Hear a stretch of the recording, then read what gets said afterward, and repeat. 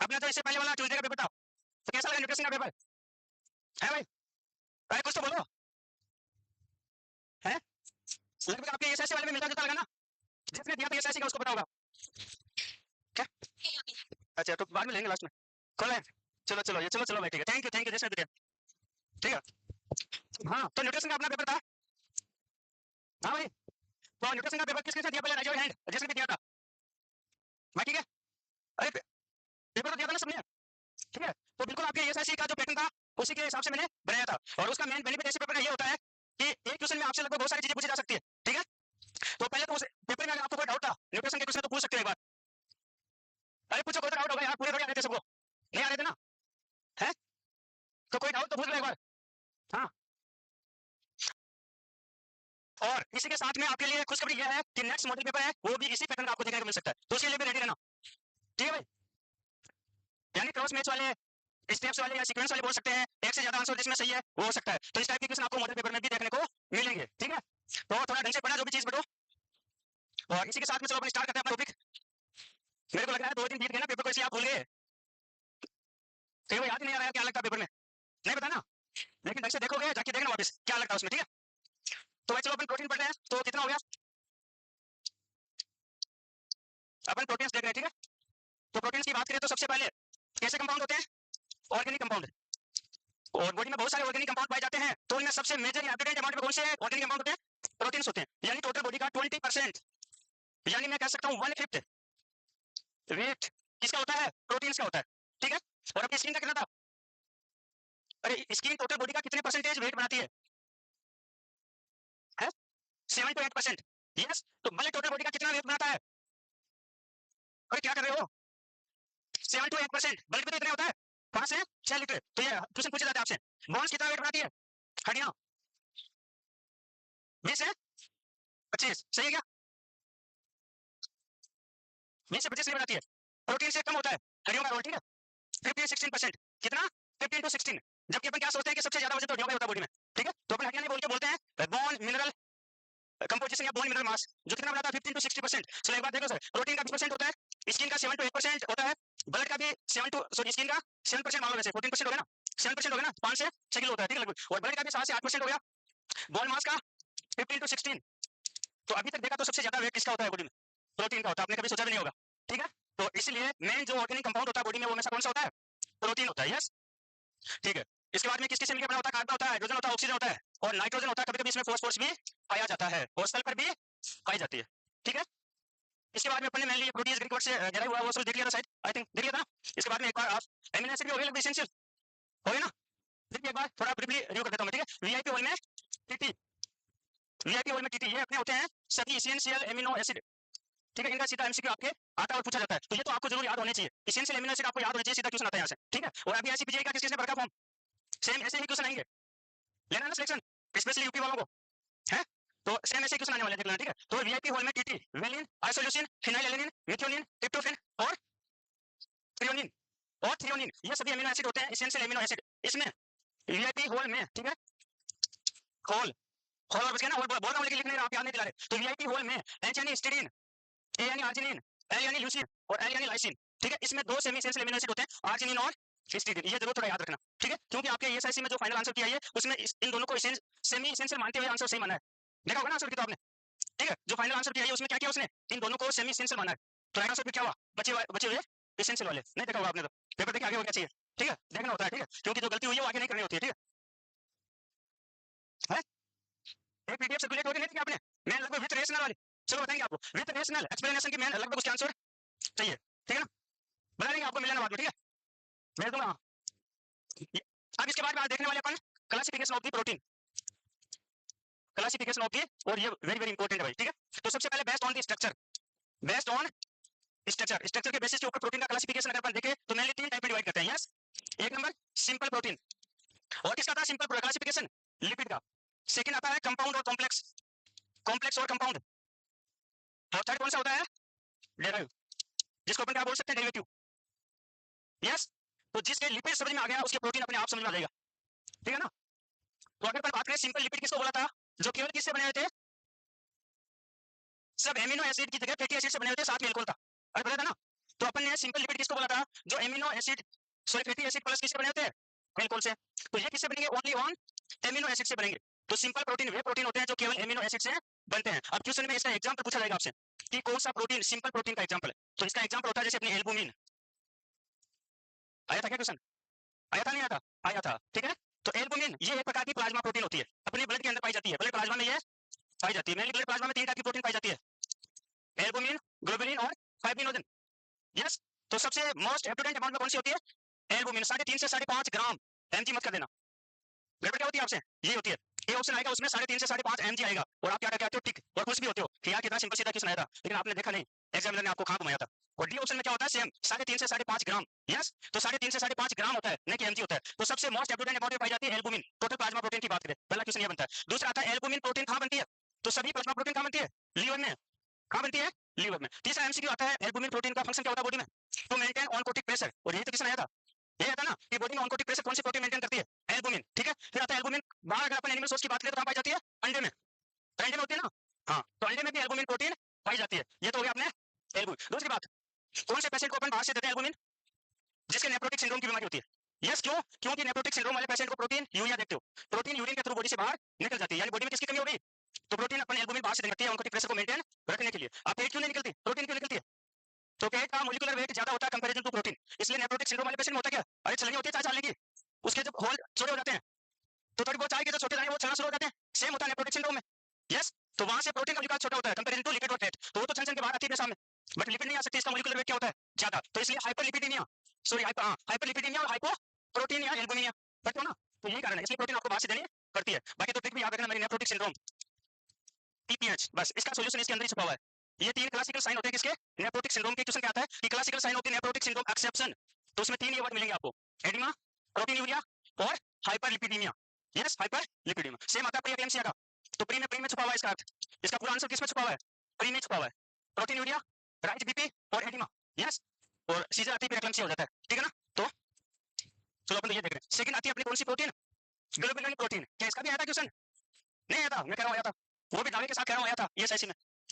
अरे ग्लोबुलिन में कौन सी आती है, इम्यूनोग्लोबिन, तो आईजीजी का आया था ना, सबसे मोस्ट इम्पोर्टेंट कौन सी इम्यूनोग्लोबिन होती है, तो ये तो आया था, और क्या, तो आती क्वेश्चन यहाँ से ही है, लेकिन आप क्या करते हो, करके नहीं आते हो, ठीक है, क्योंकि सिलेक्शन नहीं मिला ना आपको, बना तो करके आते भाई, बताइए चीजें तुम्हारी भाषा को नहीं, और कब और देखना ऐसी बीजे में कितनी सारी चीजें मैं ऐसे बता दूंगा आपको, ठीक है। तो सेकंड प्रोटीन कौन सा आता है, एल्बुमिन, ग्लोबुलिन, और ग्लोबुलिन केवल सिंगल प्रोटीन है, तो अपन को सिंपल प्रोटीन में पढ़ना है। अगर ये किसके साथ में ऐड हो जाती है, कार्बोहाइड्रेट के साथ में, ग्लाइकोप्रोटीन, ग्लाइकोलिपिड कहां पढ़ा था, कॉम्प्लेक्स लिपिड में, और यहाँ ग्लाइकोप्रोटीन पढ़ रहे हैं, तो ग्लाइको वर्ड आता है कार्बोहाइड्रेट के लिए, और जब प्रोटीन के साथ ऐड होता है तो वही होती है इम्यूनोग्लोबिन, ठीक है। तो आपसे सीधा क्वेश्चन पूछे इम्यूनोग्लोबिन कौन सी टाइप की प्रोटीन होती है, तो क्या होगा आंसर, कॉम्प्लेक्स, अरे कॉम्प्लेक्स हो गया ना कार्बोप्रोटीन, लेकिन केवल ग्लोबुलिन पूछे तो सिंपल, ठीक है। और एक हीमोग्लोबिन के साथ में ग्लोबिन प्रोटीन होती है, तो वो केवल ग्लोबिन पूछे तो सिंपल, और ये हीम के साथ ऐड होगी तो कॉम्प्लेक्स, ठीक है। तो सिंपल प्रोटीन को अपने क्या देंगे, जो केवल ओनली ऑन एमिनो एसिड से बनके बनी होती है, मिलके एल्बुमिन आ जाएगी, ग्लोबुलिन आ जाएगी और ग्लोबिन आ जाएगी, तीनों प्रोटीन का आपको ध्यान में रखना है, ठीक है। सेकंड कॉम्प्लेक्स देखा था आपने, या कंपाउंड प्रोटीन, जिसमें प्रोटीन पोर्शन तो होता ही है, साथ में नॉन प्रोटीन पोर्शन भी ऐड हो जाता है। तो बेस्ट एग्जांपल आपने पढ़ा था, एक तो लाइपोप्रोटीन, अरे पढ़ा था नहीं पढ़ा था, एलडीएच, एचडीएल, वीएलडीएल, साइक्लोमाइक्रोन, वो सब किसमें थे, लाइपोप्रोटीन में थे। इसके अलावा ग्लाइकोलिपिड पढ़ा था, यहाँ पे क्या पढ़ेंगे, ग्लाइकोप्रोटीन, जिसका एग्जांपल है अपना इम्यूनोग्लोबिन, ठीक है। ये सभी किसमें पढ़ते हैं अपन, कॉम्प्लेक्स और कंपाउंड में। नेक्स्ट आता है डेरिवेटिव, और डेरिवेटिव किसको बोलेंगे, जब सिंपल और कॉम्प्लेक्स प्रोटीन को हाइड्रोलाइज करते हैं अपन, वो एसिड से कर सकते हैं, एल्कलाइन से कर सकते हैं, हीट से कर सकते हैं, ठीक है। तो उससे प्रोटीन टूटती है तो क्या बनते हैं, पेप्टोन्स बनते हैं, यानी अमीनो एसिड की एक चेन बनती है सिंगल, उसको अपन क्या बोलते हैं, पेप्टोन्स और पॉलीपेप्टाइड। वो किसके उदाहरण आते हैं, डेरिवेटिव लिपिड के, ठीक है, डेरिवेटिव प्रोटीन के। ये ग्लाइकोप्रोटीन है तो थोड़ा बेसिकली में इंपॉर्टेंट है, इसलिए थोड़ा बेसिक आपको बता देता हूं, ठीक है। इसका एग्जांपल हीमोग्लोबिन में पढ़ सकते हो आप, हीमोग्लोबिन, ठीक है। हीमोग्लोबिन दो से बना है ना, प्रोटीन प्लस हीम पिगमेंट से बना है, ठीक है। एक फेरिटिन, फेरिटिन क्या होता है, storage form of the iron, yes, storage form of the iron, और जब ज्यादा स्टोर होना शुरू हो जाता है तो क्या बोल देते हो, हेमोसाइटोसिस, पता हो ना, मैक्सिबल ट्रांसफ्यूजन का कॉम्प्लिकेशन, ये तो होता हो भाई, नॉर्मल तब तक ठीक है, लेकिन नॉर्मल से ज्यादा अगर स्टोर होना शुरू होता है ऑर्गन्स में, आयरन स्पेशली, ठीक है, उसको अपन क्या बोलते हैं, हीमोसाइटोसिस, और उसकी वजह से ऑर्गन डैमेज होते हैं, स्पेशली लीवर, और उसका एंटीडोट क्या देते हैं, डिफेरोक्सामिन देते हैं ना। और सबसे इंपॉर्टेंट चीज है, ये तो चलो स्टोरेज फॉर्म है, और आयरन जो ट्रांसपोर्ट होता है वो कौन सी फॉर्म होती है, ट्रांसपेरेटिन, और ये टेस्ट होता है किसका, आयरन डिफिशिएंसी एनीमिया का, ये पूछा जाता है, नोट कर लेना, ठीक है। आयरन डिफिशिएंसी एनीमिया के लिए कौन सा टेस्ट करते हैं, ट्रांसपेरेटिन, सीरम ट्रांसपेरेटिन लेवल चेक करते हैं, ठीक है। ये हो गया अपने, तो मैं क्या कह रहा था, आईजीजी वाला थोड़ा इंपॉर्टेंट, इसलिए थोड़ा यहाँ बता देता हूँ। अपन कह नहीं सकते कि न्यूट्रिशन में नहीं आ रहा है, क्योंकि प्रोटीन में आ रहा है, तो कैसे छोड़ते अपन, भाई पढ़ोगे तो कहाँ पे, माइक्रोबायोलॉजी में, इम्यूनिटी वहीं पढ़ोगे ना, लेकिन यहाँ भी तो आ रहा है, और अपने को पता है क्वेश्चन आएगा 100%, तो बताओ छोड़ देना चाहिए? नहीं नहीं छोड़ना चाहिए, वरना आपका क्वेश्चन छोड़ सकता है। ठीक है, इसलिए इंपॉर्टेंट है, थोड़ा ब्रीफली मैं देख लेता हूँ। ठीक है, तो इम्यूनोग्लोबुलिन हमेशा किस में आते हैं? कॉम्प्लेक्स प्रोटीन में। अब आपसे क्वेश्चन ये पूछा जा सकता है कि इम्यूनोग्लोबुलिन्स होते हैं ग्लाइकोप्रोटीन, लाइपोप्रोटीन, ग्लाइको लिपिड, क्या होते हैं? ग्लाइकोप्रोटीन। यस, पूछा जा सकता है क्वेश्चन, इसमें कोई नई चीज नहीं होगी। अगर पूछ लेगा ऐसा क्वेश्चन आएगा ना, तो उसको नया क्वेश्चन नहीं कह सकते अपन, क्योंकि अपने प्रोटीन में पढ़ रहे हैं। तो ये काम थोड़ा याद रखना इंपॉर्टेंट, मैं एक बार बता देता हूँ। आईजीजी, आईजीए, डी और सब का क्वेश्चन आता है इंपॉर्टेंट। ठीक है, तो ये तो सबसे ज्यादा अमाउंट में पाई जाती है, एब्डोडेंट अमाउंट में। मेजॉरिटी एब्डोडेंट पूछे तो आपका राइट आंसर क्या होता है? इम्यूनो आईजी जी। दूसरा जो इस बार एसआईसी का क्वेश्चन था, दूसरा इसका क्वेश्चन आता है ये प्लेसेंटा बैरियर को क्रॉस कर सकती है। यस, ये प्लेसेंटा बैरियर को क्या कर सकती है? क्रॉस कर सकती है। ज्यादा देश के दो क्वेश्चन बनते हैं। ठीक है, फिर आईजीए की बात करें तो आईजीए हमेशा ऐसे लिखा जाता है। अगर सही बात करें ना अपन, तो आईजीए को हमेशा कैसे लिखते हैं? आईजीए और नीचे क्या लिखते हैं? एस। एस क्यों लिखते हैं? क्योंकि इसकी स्ट्रक्चर एस के समान होती है। यस, लेकिन अपन तो एक तीर से दो शिकार करते हैं। अपन इस एस का अर्थ यहाँ निकालेंगे बॉडी सिक्रेशन। ये किसमें प्रेजेंट होती है? बॉडी सिक्रेशन में। अब आपसे पूछे ब्रेस्ट मिल्क में, ब्रेस्ट मिल्क में ये क्या आता है क्या? नहीं आता, नहीं तो लेकिन आता है, ध्यान रखना इस बात का। ब्रेस्ट मिल्क में कौन सा इम्यूनोग्लोबुलिन प्रेजेंट होता है? तो ब्रेस्ट मिल्क की बॉडी सिक्रेशन, टीयर में, सीमन में, सलाइवा में, पसीने में कौन सा इम्यूनोग्लोबुलिन होता है? अरे बॉडी सिक्रेशन, क्या बोला मैंने? अब आप ब्रेस्ट मिल्क पढ़ के गए हो और वहां पे क्या आ गया? सिक्रेशन आ गया और कोई, तो आप सोचोगे ये तो कहीं पढ़ा ही नहीं था। पढ़ा तो है ना आपने? ठीक है, तो यहाँ ऐसे आपको याद रखना है बॉडी सिक्रेशन। तो आईजीए कभी भी इसका क्वेश्चन आपका गलत नहीं होना चाहिए। ठीक है ना, उस हिसाब से बताने की कोशिश तो कर रहा हूँ, बाकी आप जानो आपका काम जाने। ठीक है, मेरा तो कभी गलत नहीं होता था, एक बार उस हिसाब से पढ़ता था। ठीक है, चाहे कहीं पे भी पूछे, आज आपको भी जगह के पूछे। ठीक है, तो आईजीए लिखते हैं हमेशा, एस टू लिखते हैं, स्ट्रक्चर एस बन होता है, और अपन को इसे याद रखना है बॉडी सिक्रेशन। तो जितने भी बॉडी सिक्रेशन उसमें पाया जाता है आईजीए। ठीक है, नेक्स्ट आता है एम। एम यानी मैक्रो। अगर साइज में सबसे बड़ा पूछे तो कौन सा होता है? एम होता है। इसकी 5 वैलेंसी होती है, ये 5 एंटीजन को एक साथ काबू में कर सकता है। बाकी जो भी है वो सभी एक साथ 5 को नहीं बाइंड कर सकते, बट इसके पास एक कैपेसिटी होती है, इसलिए 5 पेंटावैलेंट होता है। 5 वैकेंसी खाली हुआ है तो जाके चिपकोगे, अगर कहीं सीट खाली हुआ है तो बैठोगे, या किसी के ऊपर जाके बैठ जाओगे, तो धक्का देके पता नहीं किस पर पड़ के। यस, तो इनके साथ ये तो होती है स्ट्रक्चर, अगर आपने पढ़ी है, अलग अलग वैकेंसी होती है एंटीजन के बिल्ड होने की, तो सबसे ज्यादा वैकेंसी इसके पास होती है। ये 5 जनों को बाइंड कर लेता है, 5 एंटीजन को एक साथ, इसलिए बड़ा हो गया। इसलिए अपन क्या बोलते हैं? मैक्रो। याद कैसे रखना? एम से मैक्रो। ठीक है, और सबसे पहला कौन सा बनता है? आईजीएम। लगभग गेस्टेशनल वीक में 20 वीक में बन जाता है। ठीक है, तो सबसे पहला बनने वाला इम्यूनोग्लोबुलिन में कौन सा होता है? आईजीएम होता है। ठीक है, डी कहां पाया जाता है? Surface cell of the B cell, B lymphocyte के सरफेस पे पाया जाता है डी। इसका ये क्वेश्चन आता है सीधा। ठीक है, और सबसे पहले डिस्कवर बीसी को किया गया था। बनता कौन सा सबसे पहले? आईजीएम। सबसे पहले खोजा किसको गया था? आईजीडी को। और ई तो सबको पता होगा कब बनता है? एलर्जी कंडीशन में।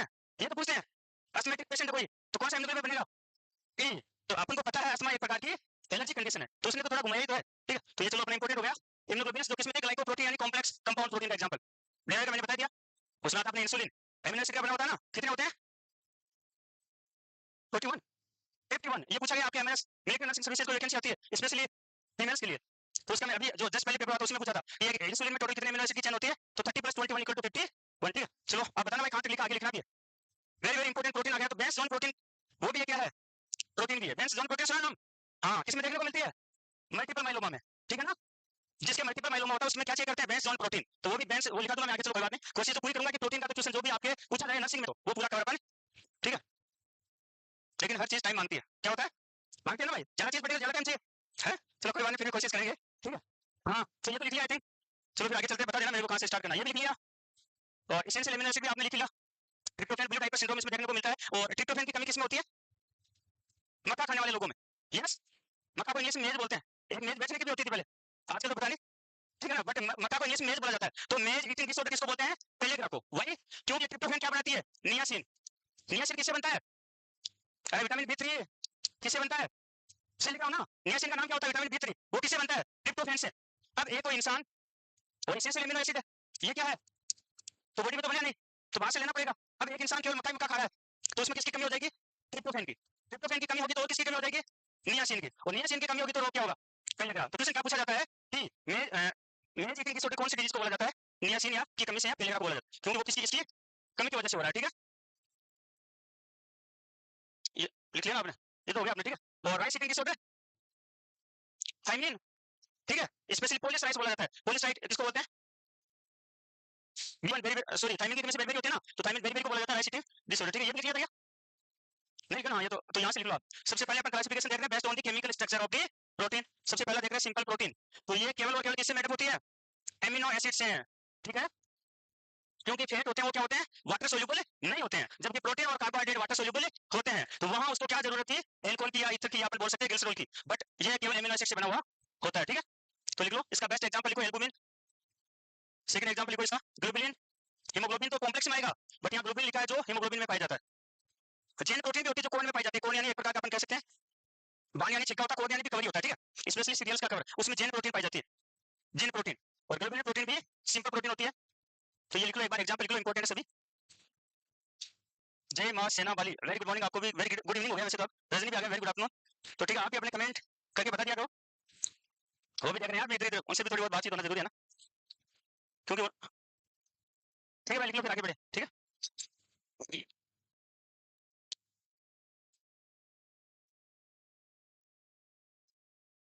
थोड़ी स्पीड बढ़ाओ, तब लिख लिया। जो एक्स्ट्रा चीजें भी बोल रहा हूँ ना, वो कहीं ना कहीं अटका लिया करो, क्वेश्चन तो आएंगे, बाकी तो आपने खुद ने देखा अभी, ठीक है, डायरेक्ट बोले वहां से क्वेश्चन तो कहीं से कहीं आएगा, ये तो श्योर है, ठीक है।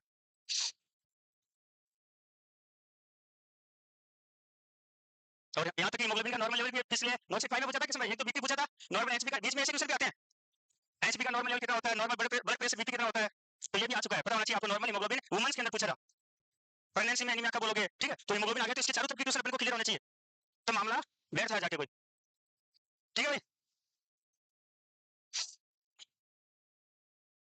और चलो लिखो, तो ऑनकोटिक प्रेशर क्या होता है एनीवन, टू ड्रेन वाटर, एक शब्द में याद रखना, अगर आपको कभी नहीं बोलना तो पानी को खींचने की क्षमता क्या होती है, ऑनकोटिक प्रेशर, ठीक है, to drain capacity of the to drain water, ठीक है। तो ब्लड प्लाज्मा में अगर है तो ब्लड प्लाज्मा में पानी को खींचेगी, वो क्या है, एल्बुमिन ऑनकोटिक प्रेशर, ठीक है। नेक्स्ट, अरे लिखो यार, है चार तो लाइन है गिनती की, इसमें इतना टाइम लगा रहे हो,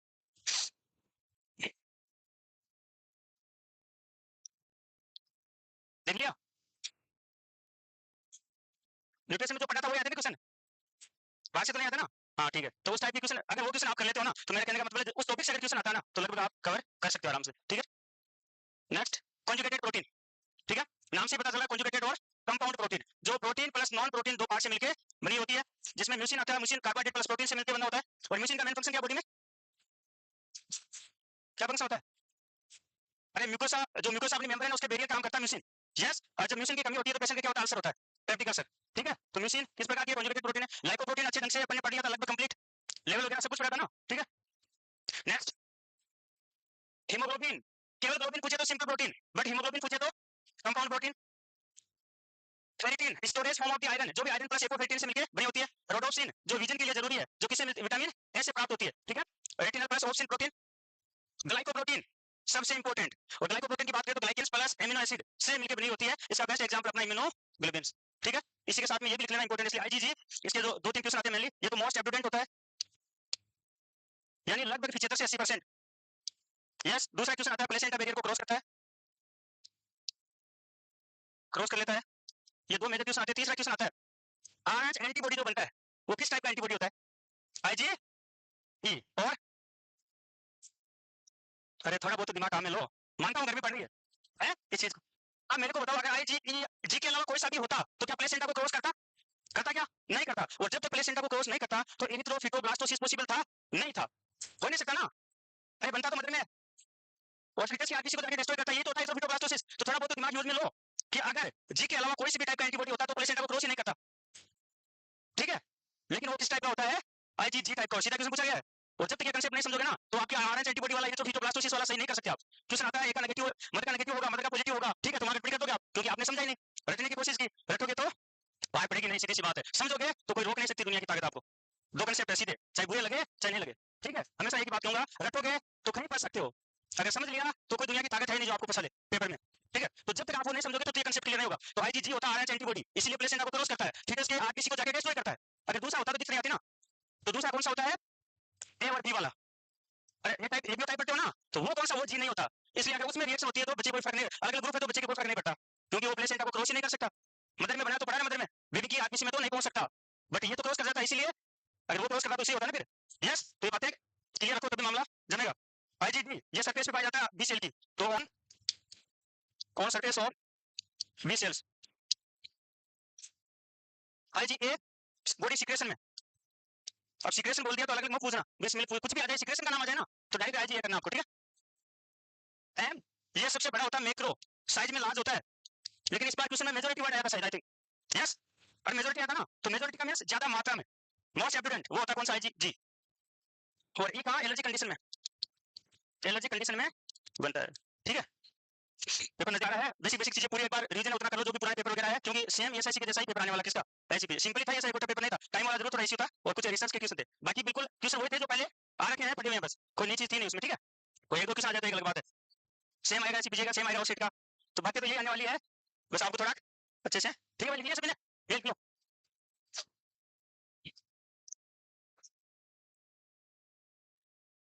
हाँ आपको भी देख रहे हैं, बिल्कुल बोले, हमें भी देखा करो सर, सामने है, चलो सामने देख लें, ठीक है। लेकिन आप क्या डी में on surface of B cell, D में लिखा on surface of B cell, आज ए में लिखा बॉडी सिक्रेशंस, ठीक है, और एम में लिखा मैक्रो, एम से मैक्रो याद रख सकते हो, पेंटावेलेंट होता है, इसकी 5 वैलेंसी होती है, लिख दो पेंटावेलेंट। हाँ भाई, हाँ लिख लिया। और ई में एलर्जी कंडीशन, क्या कोई डाउट है इसमें? हाँ बोलो कौन से में, ई में बी सेल, बी लिम्फोसाइट, अच्छा बी सेल क्या है, तो बी लिम्फोसाइट को बोलते हैं ना बी सेल, तो अरे यार क्या सोच, बी लिम्फोसाइट, बी सेल कौन सी, बी लिम्फोसाइट, ठीक है। हाँ तो पूरा लिख लो, नहीं समझो तो कोड, ठीक है, B lymphocyte, type of WBC, और क्या बोलूं, जो एंटीबॉडी बनाती है, उनके खुद के सरफेस पे होता है, ठीक है, लिख लिया, ठीक है। जो बनती कहाँ पे है, बोन मेरो में, नेचर कहाँ पे होती है, बोन मेरो में, और टी बनती बोन मेरो में, नेचर होती है थाइमस में, सीधा आता है क्वेश्चन, ठीक है। नेक्स्ट, डेरिवेटिव लिपिड या डेरिवेटिव की प्रोटीन की बात करें तो ये प्रोड्यूस होते हैं from action of the acid alkali और हीट के द्वारा, इसमें पेप्टोन्स आते हैं, पॉलीपेप्टाइड्स होते हैं, यानी एमिनो एसिड की चेन होती है, कुल मिलाकर कह सकते हैं। अब classification based on the quality, कौन सी प्रोटीन कितनी बढ़िया है, ठीक है, तो क्वालिटी के बेसिस की अगर अपन बात करें, जैसे आपके अंदर अलग अलग क्वालिटी है ना, किसी में डांस की होगी, किसी में सिंगिंग की होगी, किसी में पढ़ने की क्वालिटी होगी, वो तो सभी में है, ठीक है। तो अब प्रोटीन है, उसकी भी क्वालिटी अपन मेनली किसके बेसिस के ऊपर, ये इंपॉर्टेंट है, जिस प्रोटीन के अंदर एसेंशियल एमिनो एसिड पाए जाते हैं वो उतनी बेस्ट क्वालिटी की प्रोटीन होती है। यस, यहाँ पढ़ाई डांसिंग और सिंगिंग का कोई रोल नहीं है, इसका क्लासिफिकेशन किस पे बेस्ट है, जिस प्रोटीन में जितने ज्यादा या लगभग सभी एमिनो एसिड पाए जाते हैं एसेंशियल, वो उतनी क्या है, बढ़िया प्रोटीन है। तो बेसिस ऑन दी क्वालिटी पे तीन टाइप की प्रोटीन अपन डिवाइड करके पढ़ते हैं। सबसे पहले कंप्लीट, कंप्लीट प्रोटीन, इसको फर्स्ट क्लास प्रोटीन भी बोला जाता है, और इसका एग्जांपल भी आपको जरूर याद रखना, सबसे बेस्ट है एक तो अपना एल्बुमिन वाला, जो किसमें पाई जाती है, अंडे में, एक बोल सकते हैं, ठीक है। इसमें लगभग सभी टाइप के एसेंशियल एमिनो एसिड पाए जाते हैं, सबसे बेस्ट। Second meet, fish.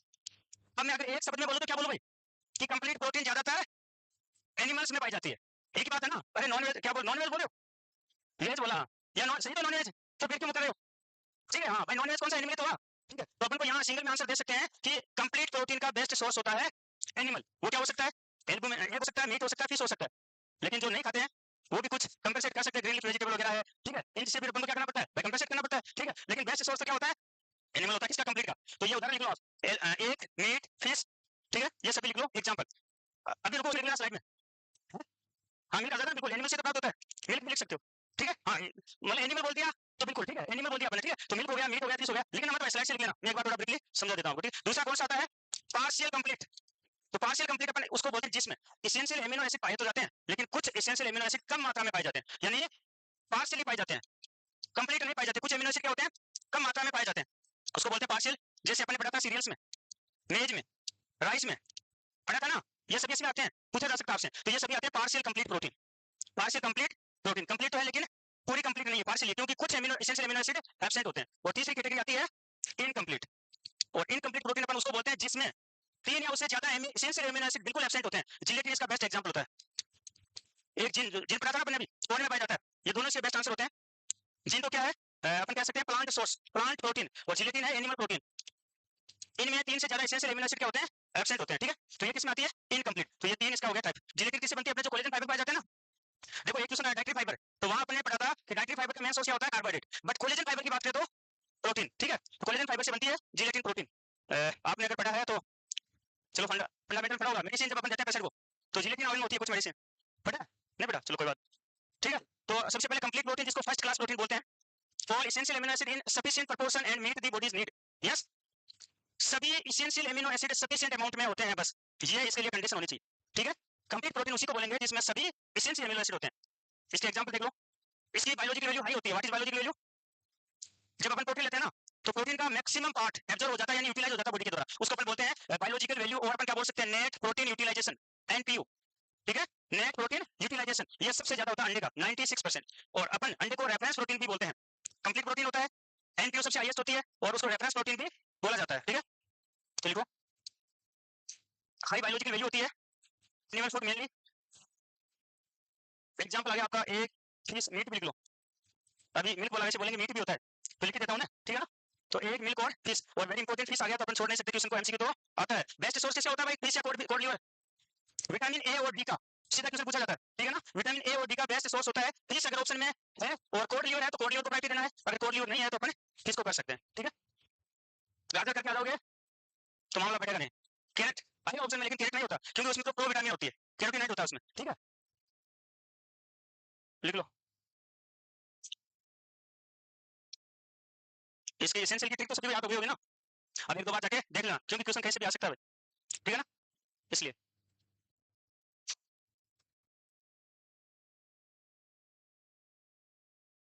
ऐसे भी लिख सकते हो एक इसको आल्सो कॉल्ड रेफरेंस प्रोटीन।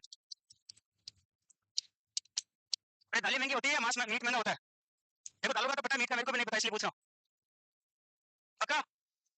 हाँ भाई सभी सुन तो रहे हो ना, क्वेश्चन आएगा यहाँ से, आप सोच रहे ऐसे पूछा है, मीट महंगा होता है दालें महंगी होती है, मीट, इसलिए क्वेश्चन क्या आता है, क्या रखा है, पुअर मेन प्रोटीन, यस आ रखा है ना, तो बस आपको पता होना चाहिए मीट महंगा है दालें हैं, एक मीट होती है क्या पल्सेस दालें हैं, तो इन दोनों की बात आप भी बता रहे हो, मैं तो कुछ बोल नहीं रहा, ठीक है। मीट महंगा होता है तो मीट महंगा होता है तो फिर गरीब आदमी क्या नहीं खरीद सकता, मीट महंगा उसको नहीं खरीद पाएगा, तो लेकिन उसको क्या लेना है, प्रोटीन, तो क्या खाएगा, दाल। तो क्वेश्चन क्या रखा है कि पुअर मीट, ऐसा भी तो आएगा पुअर मीट प्रोटीन, हाँ पुअर मीट प्रोटीन ऐसा कुछ नहीं, पुअर मेन प्रोटीन, हाँ ठीक है। तो क्या होता है पल्सेज, ऑप्शन में सोयाबीन भी आया था, ज्यादातर क्या करके आते हैं सोयाबीन, जो कि गलत है क्योंकि कंप्लीट प्रोटीन की बात हो रही है, ठीक है, तो याद रखना, ठीक है, क्योंकि क्वेश्चन आते हैं रिपीट होते हैं, आप समझ नहीं पाते हो, तो थोड़ा कोशिश करें कि आप कैसे समझो।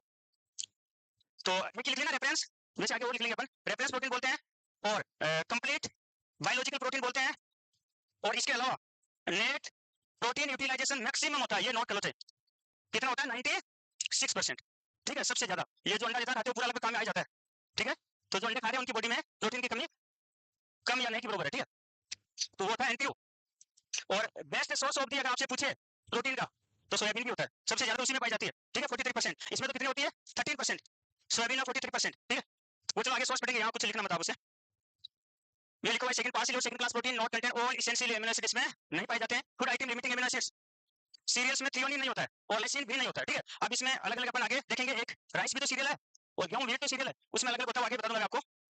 पल्सेज में मिथियोन नहीं होता, वेरी इंपॉर्टेंट सीधा एमसीक्यू आता है कि पल्सेज में कौन सा अमीनो एसिड नहीं होता, मिथियोनिन, और एसेंशियल है नहीं है, अरे है एसेंशियल, ठीक है भाई, एसेंशियल तो याद होना चाहिए सबको, देखो बात बैठेगी नहीं उसके बिना तो, ठीक है ना। एसेंशियल अमीनो एसिड तो आपको नाम होने याद चाहिए याद, क्योंकि क्वेश्चन कैसे भी आ सकता है। अब उसने पूछ लिया कि पल्सेज में कौन सा अमीनो एसिड नहीं होता, तो तब तक आपको नहीं पता है मिथियोनिन नाम आप सही नहीं कर सकते। उसने पूछा कि किसके अंदर मेज के अंदर कौन सा नहीं होता, तो तब तक आपको ट्रिप्टोफैन का नाम याद नहीं है, तब तक आप नहीं कर सकते, ठीक है ना।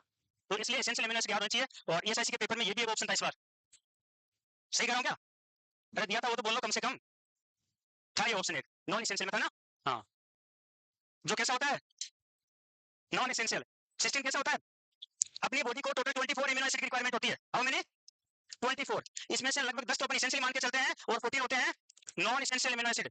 तो सीधा क्वेश्चन ये भी आता है कि ह्यूमन बॉडी को कितने अमीनो एसिड की रिक्वायरमेंट होती है, कितने 24 की, जिसमें से 10 प्लस 14,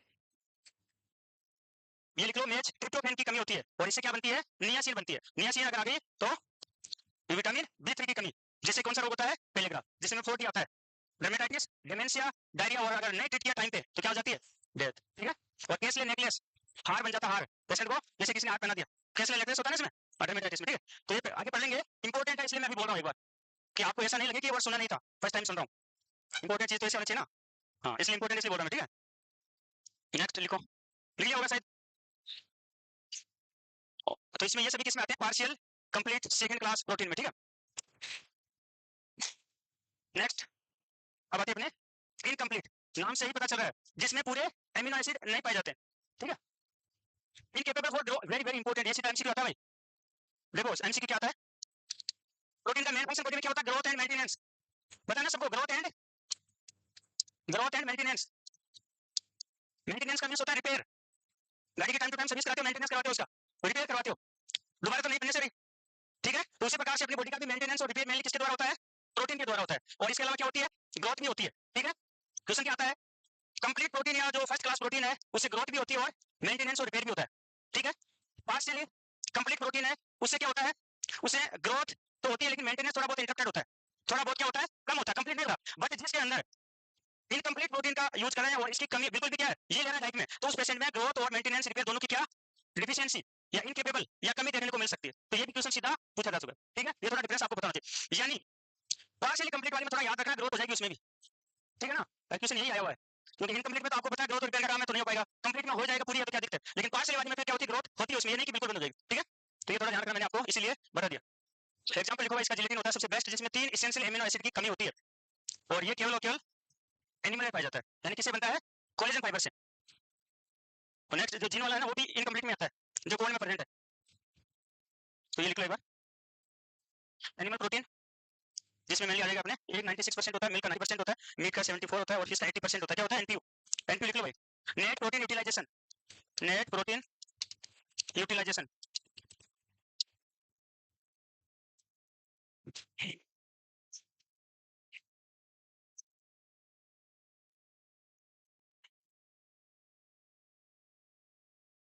और मिल्क में तो मेन कमी तो किसकी होती है, जो एमसीक्यू होता है आयरन की, मैन, ठीक है ना। इसके अलावा विटामिन सी, सी बता रहे हो, यस, और वो कार्बोहाइड्रेट भी बोल रहे हैं चुपके से, कोई बोले ना है, अरे फिर अंडे में पता था ना विटामिन सी और कार्बोहाइड्रेट, तो क्यों बोल रहे चुपके चुपके फिर, तभी तभी आवाज, क्योंकि उनको दो बार याद है कि विटामिन सी और कार्बोहाइड्रेट एक साथ बताया था, ये हो रहा है ना आपके साथ। अब उनको, अब उन्होंने सुन लिया भाई विटामिन सी है, तब उन्होंने थोड़ी हिम्मत जुटाई है साथ में कार्बोहाइड्रेट बोलने की, लेकिन ये नहीं पता वो तो किसमें पड़ा है। हाँ तो ये तुम्हें बोल रहा हूँ, ये बोल रहा हूँ तो, हाँ ये बोल रहा हूँ ना, हाँ ठीक है। तो मेनली विटामिन सी के साथ मेनली डी की भी कमी होती है मिल्क के अंदर, विटामिन की भी क्या होती है कमी होती है, हालांकि होता है बिल्कुल कम या रेयर होता है। तो मिल्क के केस में विटामिन डी को प्रायोरिटी ज्यादा देना आप, विटामिन डी और आयरन, और अंडे के अंदर विटामिन सी और कार्बोहाइड्रेट की कमी होती है, ठीक है। हाँ तो जो तभी आज बोल रहे हो कॉन्फिडेंस के साथ बोल सकते हो, मैं आपकी बात समझ गया, ठीक है, कहाँ पे आपको कंफ्यूजन रहा था, ठीक है, ये लिख लिया भाई। और कोलेजन, कोलेजन फाइबर को और किस नाम से जानते हैं, कभी पता नहीं क्या, ये तो बोल नहीं सकते क्योंकि मैंने बताया इसलिए कैसे बोल सकते हो, है भाई। तो ये तो बोलना तो गलत है बिल्कुल भी, वो तो यानी सामने क्या है, लोग तो पीठ पीछे करते हैं बुराई, वो तो सामने मानी जाएगी, क्योंकि मैंने पढ़ाया, मैंने बताया, इसलिए आप नहीं बोल सकते कि इसका वो क्या नाम होता है, व्हाइट फाइबर, अरे पढ़ा था स्किन में, तभी तो वो डीलिंग होती है। और मेनली किससे बनते हैं, कोलेजन फाइबर किससे बनते हैं, डाइट की अगर बात करें विटामिन सी से, इसलिए उन डीलिंग वाले पेशेंट को हाई विटामिन सी डाइट देते हैं। कनेक्टिव टिश्यू किससे बनते हैं, प्रोटीन से, इसलिए हाई प्रोटीन डाइट देते हैं। वुंड हीलिंग के लिए दोनों चीजें चाहिए, collagen fibre and connective tissue, ठीक है। चलो कोई बात नहीं, बार बार तो याद हो जाएगा यार, ठीक है, ज्यादा मत लो लोड, ठीक है ना, बट इंपॉर्टेंट चीजें ऐसा मान के चलो तो बता रहे हो, लगभग इंपॉर्टेंट कहीं ना कहीं आएगी पक्का, ठीक है। तो इतनी तो पढ़ सकते हो ना भाई, कितनी चीजें बता रहे हैं आपको, ज्यादा तो बताई नहीं जा रही, इतनी पढ़ लोगे तो काम बन जाएगा बस, और काम भी बनाना अपने को, क्या करना है, ठीक है। हाँ चलो आगे, एक प्रोटीन है कंप्लीट प्रोटीन, इसको आप अंडरलाइन करके फिर लिखते चले जाना, कंप्लीट प्रोटीन होती है, इसको रेफरेंस प्रोटीन भी बोला जाता है, with the highest biological value, और इसको मैं क्या लिख सकता हूँ, एनपीयू, बायोलॉजिकल वैल्यू की जगह एनपीयू का भी क्वेश्चन आता है कि मैक्सिमम एनपीयू कौन सी प्रोटीन का होता है, किसका होता है, जैसे आ गया था ग्लाइसेमिक इंडेक्स का, ग्लाइसेमिक इंडेक्स का आया था, तो हाईएस्ट किसका होता है, अरे क्वेश्चन आपके भी एसएससी में भी आया था, ऐसे क्या कर रहे हो, न्यूट्रिशन के पेपर में ट्यूसडे वाले में नहीं आता क्या, आया था। तो मैक्सिमम ग्लाइसेमिक इंडेक्स कौन से किसका होता है, पता ही नहीं क्या होता है ग्लाइसेमिक इंडेक्स, ग्लूकोज का, ग्लूकोज का कितना होता है 100 मैक्सिमम, और क्या होता है ग्लाइसेमिक इंडेक्स, कार्बोहाइड्रेट जिसका डायरेक्ट यूटिलाइजेशन होता है वो क्या होता है ग्लाइसेमिक इंडेक्स। तो अब आप बताओ कौन सा डायरेक्ट जाता यूज हो जाएगा, ग्लूकोज, तो सबसे ज्यादा किसका हुआ ग्लूकोज का, उसके बाद में आता है जिसमें मोनोसेकेराइड जाता है, उसमें टाइम कम लगेगा ना, यस। तो लिखो